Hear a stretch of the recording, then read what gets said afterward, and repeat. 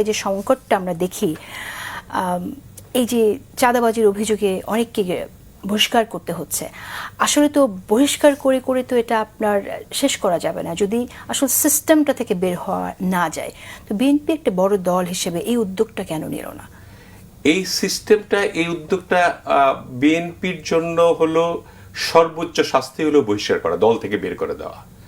আর যদি বিএনপি সরকারে থাকতো তাদেরকে ধরে জেলে পুরে দিত এবং আইন শৃঙ্খলা পরিস্থিতি রক্ষা করার জন্য যা যা করা দরকার তাই করত এবং আগামী দিনেও যদি বিএনপি ক্ষমতায় আসে তাই করবে এবং এখানে রুল অফ ল যেটা এটাই থাকবে।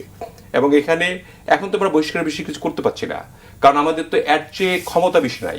সর্বোচ্চ ক্ষমতাটাই হলো দল থেকে বের করে দেওয়া, বহিষ্কার করে দেওয়া। কিন্তু বিষয়গুলো এরকম হয়ে যায় যে যখন মানুষ জানে তখন বহিষ্কার করা হয়।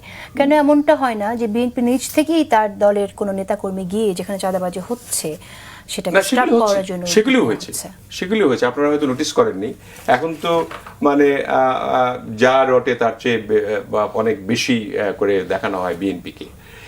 এনসিপি কি করলো গুলশানে আপনারা জানেন, রিমান্ডে গিয়ে কার কার কথা বললো তাও জানেন। আমি আর নাই বলি আর অন এয়ারে। আপনার জামাতে ইসলাম যা যা করছে, কোথায় কোথায় কি কি দখল করছে তা আপনারা জানেন। আপনারা স্পেশালি যারা জার্নালিস্ট আপনারা তো খুব ভালোভাবে জানেন। তো এটা নাম দেওয়া হচ্ছে বিএনপির, কার্যত করা হচ্ছে আপনার এনসিপি এবং জামাত ইসলামের, ওরা এগুলি বেশি করছে। এবং আমাদের তরফ থেকে যে করছে না তা নয়, কি করছে, একটা হাট, একটা ঘাট, একটা বাজার অন্যের আওয়ামী লীগের লোকরা ডেকে নিয়েছিল, তারা এটা লুটেপুটে খেত, এখন কিছু টাকা রেভিনিউ হিসেবে গভর্নমেন্টকে দিত।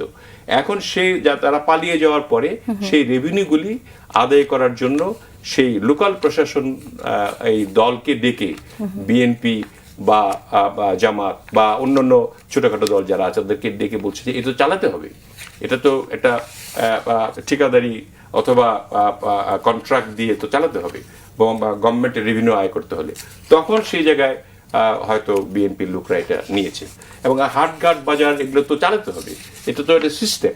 এই সিস্টেমে আপনার যখন বিএনপির লোকরা নিয়েছে তখন বলেছে হাট দখল করেছে, ঘাট দখল করেছে।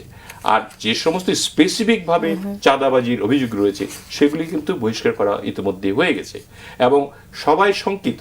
বিশেষ করে আমাদের ভারপ্রাপ্ত চেয়ারম্যান তারেক রহমানের ব্যাপারে সাকিব ভাইও জানে খুব ভালো করে, খুবই সাকিব ভাই জানে যে এত স্ট্রিক্ট কোনো একটা বিষয়ে তিনি ছাড় দিতে রাজি নন অন্যায়ের ব্যাপারে। আমাদের এই যে একটা স্ট্রিক্টনেস তার মধ্যে কাজ করছে, এটা আগামী দিনে সরকার গঠন করলে যে আরো কঠোর হবে সেটা কিন্তু আমাদের নেতৃবৃন্দরা সবাই জানে।